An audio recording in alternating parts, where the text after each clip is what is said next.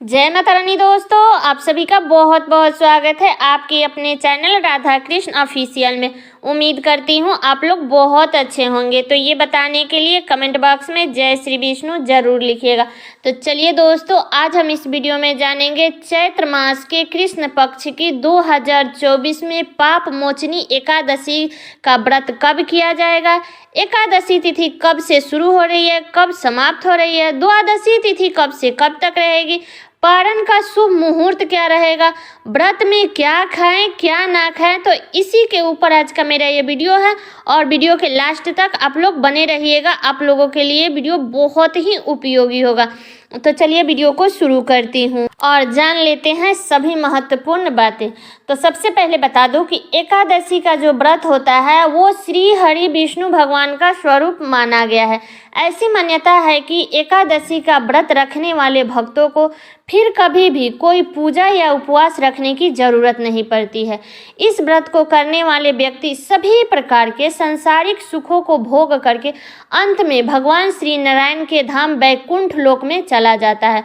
और उसमें भी पाप मोचनी एकादशी, जो कि चैत्र मास के कृष्ण पक्ष की एकादशी को कहते हैं पाप मोचनी एकादशी। तो इस एकादशी के नाम से ही हमें पता चलता है कि पाप मोचनी यानी कि सभी पापों को नष्ट करने वाला ये एकादशी है। जो मनुष्य जन्म जन्मांतर में जो भी पाप किए रहते हैं तो इस एकादशी के करने से उनके सभी पाप मिट जाते हैं। और बता दूं कि इस एकादशी को करने से जो भी व्यक्ति इस एकादशी को करता है उसे सहस्त्र गौदान करने का फल भी मिलता है। और बता दूं कि जो भी हत्या, जैसे ब्रह्म हत्या, सोने की चोरी, पान मदिरा की पाप, इस प्रकार की महापाप जो होती है ना, सभी पापों से छुटकारा मिलती है और सभी पाप नष्ट हो जाते हैं।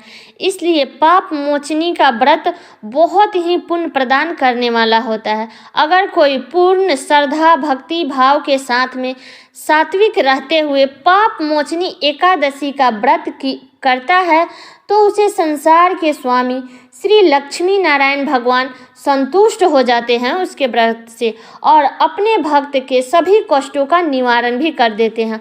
और एक बात और बता दूं कि जितना संतुष्ट बड़े बड़े यज्ञों से श्री हरि विष्णु भगवान संतुष्ट नहीं होते हैं, उतना एकादशी के व्रत रखने से उनकी संतुष्टि मिलती है। तो इसलिए जो भी भक्त एकादशी का व्रत करते हैं उस पे श्री हरि विष्णु भगवान की विशेष कृपा बनी रहती है। तो अब चलिए जान लेते हैं कि साल 2024 में आने वाली पाप मोचनी एकादशी के बारे में कि एकादशी का व्रत कब करें, एकादशी तिथि कब से शुरू हो रही है और कब समाप्त हो रही है। तो बता दूं कि एकादशी तिथि शुरू होगा 4 अप्रैल को, दिन है गुरुवार, दोपहर में 4:15 पर शुरू होगा और एकादशी तिथि समाप्त होगा 5 अप्रैल को, दिन है शुक्रवार, दोपहर में 1:28 पर एकादशी तिथि समाप्त हो जाएगी। तो इसलिए उदया तिथि के अनुसार जो पाप मोचनी एकादशी का जो उपवास है वो 5 अप्रैल को रखा जाएगा, दिन है शुक्रवार। ठीक है, सभी वैष्णव संप्रदाय के लोग, सभी गृहस्थ जन एक ही दिन एकादशी का व्रत रखेंगे 5 अप्रैल को। ठीक है, ये क्लियर हो गया। अब चलिए जान लेते हैं द्वादशी तिथि कब से शुरू हो रही है और कब समाप्त हो रही है। तो बता दूं कि द्वादशी तिथि शुरू होगी 5 अप्रैल को, दिन है शुक्रवार, दोपहर में 1:29 पर द्वादशी तिथि शुरू होगा और द्वादशी तिथि समाप्त होगा 6 अप्रैल को, दिन है शनिवार, सुबह में 10:19 पर समाप्त हो जाएगा। तो बता दूं कि एकादशी का पारण हमेशा शुभ समय पर ही खोलना चाहिए, नहीं तो पुण्य फल की प्राप्ति नहीं होती है। इसलिए जितना आवश्यक एकादशी का व्रत करना होता है उतना ही आवश्यक एकादशी का पारण का भी होता है।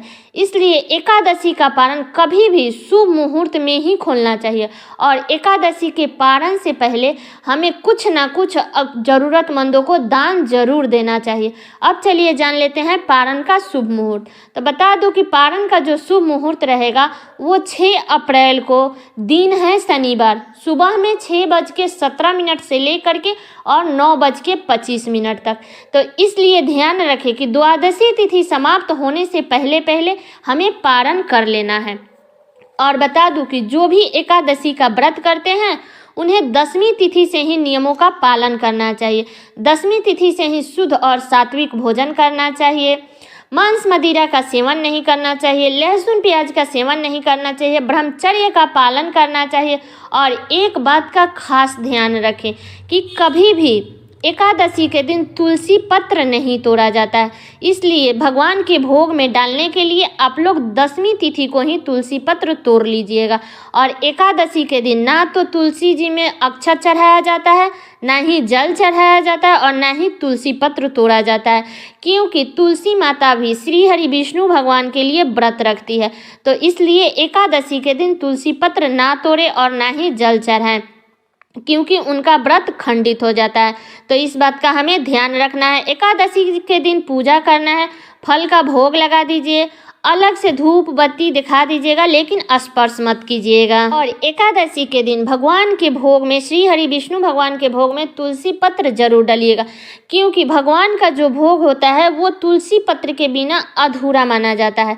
इसलिए आप लोग ध्यान से एकादशी के दिन भगवान के भोग में तुलसी पत्र जरूर डाल लीजिएगा। अगर मान लीजिए किसी कारणवश 10वीं तिथि को नहीं तोड़ पाते हैं तुलसी पत्र, तो एकादशी के दिन नीचे जो पत्ता गिरा हुआ रहता है वो उठा करके आप लोग भोग में डाल दीजिएगा, लेकिन तोड़िएगा मत। तो ये गलती हमें नहीं करना है। और अगला चीज़ है कि एकादशी के दिन कभी भी नाखून या बाल नहीं कटना चाहिए, इस बात का हमें ध्यान रखना चाहिए। और बता दूं कि द्वादशी के दिन तुलसी जी में जल जरूर चढ़ाइएगा और द्वादशी के दिन भगवान को मौसमी फल का भोग लगाइएगा। आप चाहे तो घर में बना करके भी शुद्ध और सात्विक भोजन का भी भोग लगा सकते हैं और उसी भोग को आप प्रसाद के रूप में ग्रहण कर सकते हैं। उम्मीद करती हूँ कि पाप मोचनी एकादशी से संबंधित आप लोगों को संपूर्ण जानकारी मिल गई होगी। तो ये वीडियो मेरा यहीं तक का था। कैसा लगा ये वीडियो आप लोग कमेंट करके जरूर बताइएगा। और चैनल पर नए हैं तो सब्सक्राइब कर दीजिएगा, बेल आइकन को प्रेस कर दीजिएगा, जिससे मेरे वीडियो का नए नोटिफिकेशन आप सभी के पास में सबसे पहले पहुँचे। और वीडियो को लाइक कर दीजिएगा, क्योंकि आपके एक लाइक से मुझे बहुत ही मोटिवेट मिलता है। तो वीडियो को लाइक कर दीजिएगा और वीडियो को शेयर कर दीजिएगा, ताकि हर कोई पाप मोचनी एकादशी से संबंधित संपूर्ण जानकारी प्राप्त कर सके। तो इसी पे कथा भी आएगा, तो आप लोग मेरे चैनल को सब्सक्राइब करके रखिएगा। हर एक व्रत त्यौहार से संबंधित जानकारी भी मिलेगी, कथा भी सुनने को मिलेगा। तो चलिए दोस्तों, मिलती हूँ अगले वीडियो में किसी नए वीडियो के साथ में। तब तक के लिए नमस्कार।